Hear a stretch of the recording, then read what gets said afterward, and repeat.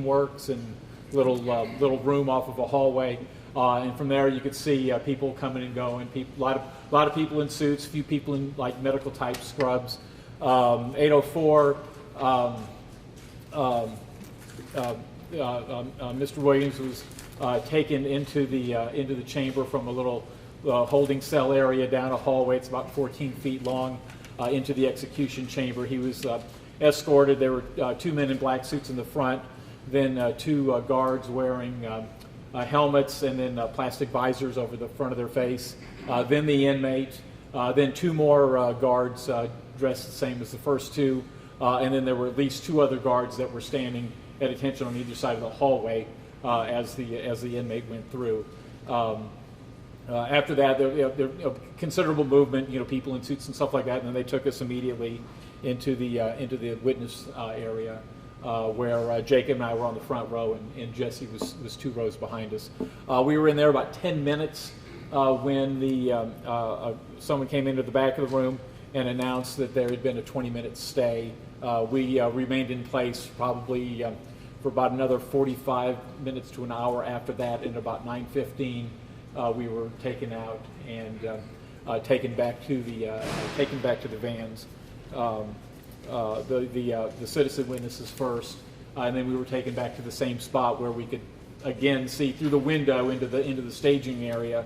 We saw Director Kelly speaking to a man who was in front of the room. It was sort of, like I said, it's a little closet kind of thing, but it was clear that there was a lot of activity in there. She was speaking in there, and also we saw the Janie Gianni from the Public Defender's Office came out of there. She had been in the witness chamber with us when we left. She was there, and then by the time we got to the van, she had been taken out down the hallway and then exited out of that little area into the holding cell area back to where Mr. Williams was. At 9:29, the same type of parade, whatever, happened again. The men in the suits, the guards, the inmate, two more guards escorted Mr. Williams back into the execution chamber at about 9:29. There was at one time right before the stay, Director Kelly came into the witness area and asked for a Dr. Jones. Said that there was a phone call for him, or needed to leave the witness chamber and go to speak to somebody on the phone. Said, "I don't know who you are." But she identified who Mr. Jones was, and he left. Jumping ahead to there was at one point, I guess this might have been the time where Mr. Graves spoke about Mr. Williams needing the bathroom, because there was at some point that Jacob heard, I'm not letting you get out. He's got the direct quote in his notes. I'm not letting you out was clearly from ADC Director Kelly's voice. So at the time, if the only time that he was let up from the gurney was to use the restroom at 9:20, which was when we about see him moving through the hallway back to the cell with Jamie, the public defender, then from that point forward, we don't know if he was in the gurney the entire time, but if that's the only time he was up from the gurney, then from the time that we entered, from that point forward, that's when he was in the cell. We don't know if he was in the gurney, but if he was in the gurney, then he would have been in the gurney for the entire time that we were sitting in there throughout that process.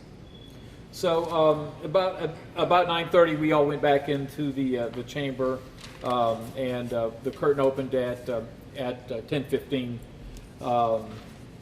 There was so we were there in there about 45 minutes. Back in 2000 or 2001, the state of Arkansas executed a woman for killing her children, and we also had at that time there was a execution that took a considerable amount of time to place the intravenous lines, and so the delay was not terribly extraordinary. It's happened here before. Curtain opened at 10:15. At 10:16, the director asked whether or not there was any last statement from the inmate, and there was none. IVs were both on the right side of his body. One was placed at his elbow about here, and another was placed in his wrist here. His hand was held out like this, and throughout the process, the doctor pressed on the hand, squeezed it, just to see how he was, doing. I don't know what, hidden pressure points and things like that. And at one time, put a pulse oximeter meter on his on one of the fingers to try to get it, actually on two different fingers, to measure his blood oxygen. His eyes were open. He was looking straight up throughout the process. Gradually, they closed, although the right one never closed completely. There was always just a little bit open. One of the leather straps was under the table. I don't know if that was an alternate strap that was meant for his left arm or not, but it was directly underneath him, below the table. By 10:17, his eyes were mostly closed again, except for the right eye. His breathing seemed labored. It was very heavy, very. I don't want to say trouble, just very, very deep breaths at the time. That continued 10:18, 10:19. 10:19, his head, which had been straight up, rolled slightly to the left. Whenever he was taking these large respirations, he would, the chest would go out and his head would go back against the restraint, and that probably happened 3, 4, 5 minutes, certainly until the depth of the respirations eased. 10:19, his head was moving during the attendant was just checking various places on his body, checked his pulse at his wrist just to see how he was doing. At 10:19, there was an interruption to the rhythm. He had 2 quick breaths, like twice in a row, just twice in about a 10-second period. But by 10:20, it was back to normal and a regular respiration rate. Through the 10-20 minute, it grew a little shallower.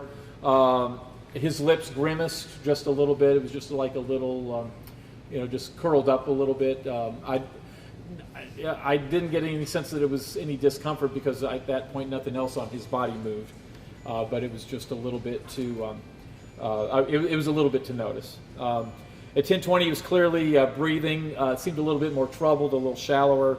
The doctor again checked the IVs, particularly at the wrist, just to make sure that I'm presuming he was making sure that it was in. I'm not sure, but he seemed to spend a lot of time on that. 10:21, the pulse oximeter came out and was placed first on his pointer and then on his middle finger, and that's where it stayed for about 3 minutes. Consciousness check started at 10:21. And pressed on the inmate's chest. You could tell that he was trying to get underneath under the leather covering and trying to press down. He turned. We would be facing this way, and so he turned to someone who was off out of view of the window and mouthed the words "I don't know." I'm sorry, excuse me. Mouthed the words "I'm not sure."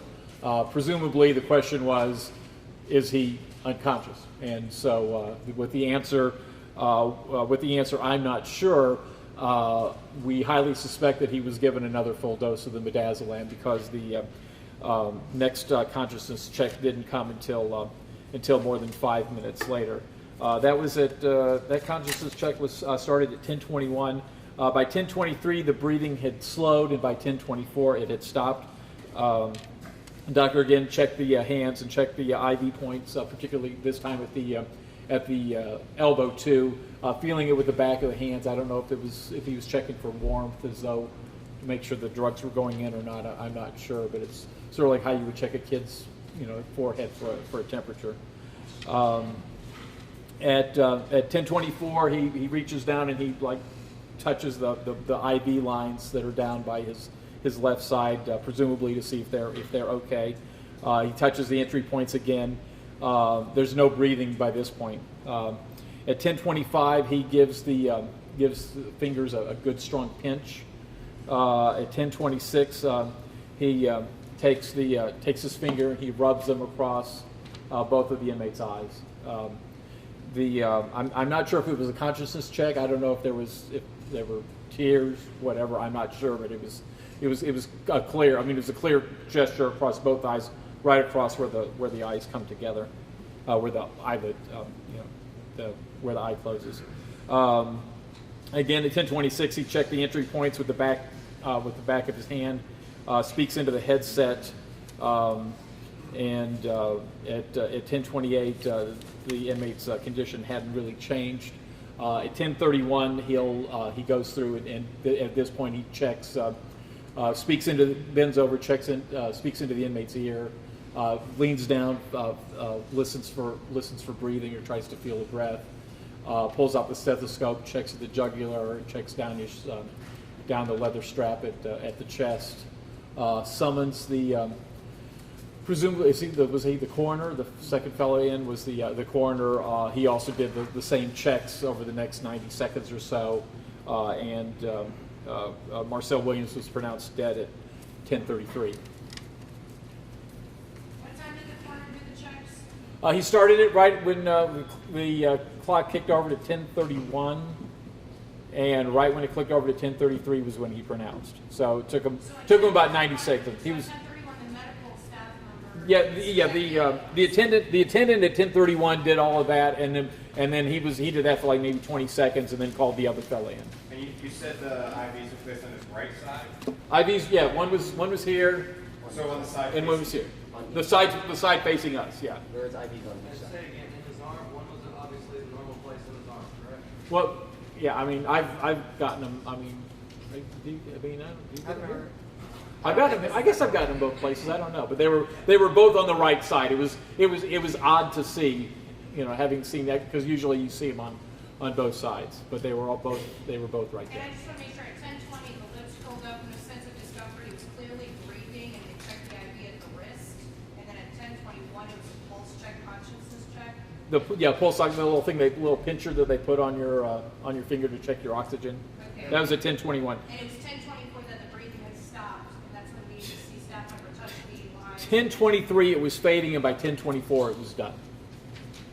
And can one of you clarify the "I'm not letting you out" comment? Was that before he'd gone to the bathroom? After he'd gone? Presumably, it was Yeah. before he went to the bathroom. It was before, presumably, he went to the bathroom. If he only left the gurney once during the entire process, we saw someone leave the chamber around when we were in the van. From our viewpoint in the van, we could see to a hallway that showed someone leaving.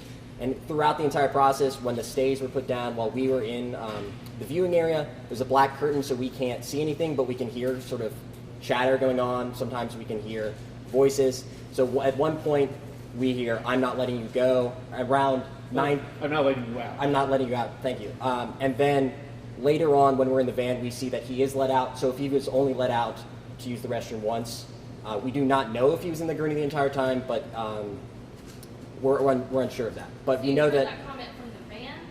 we heard that from the chamber. From the chamber. We were on We're for in that the van section. when We we were on see the them front leave. row. We could hear it through the What glass. time that was? Yeah, what time was that?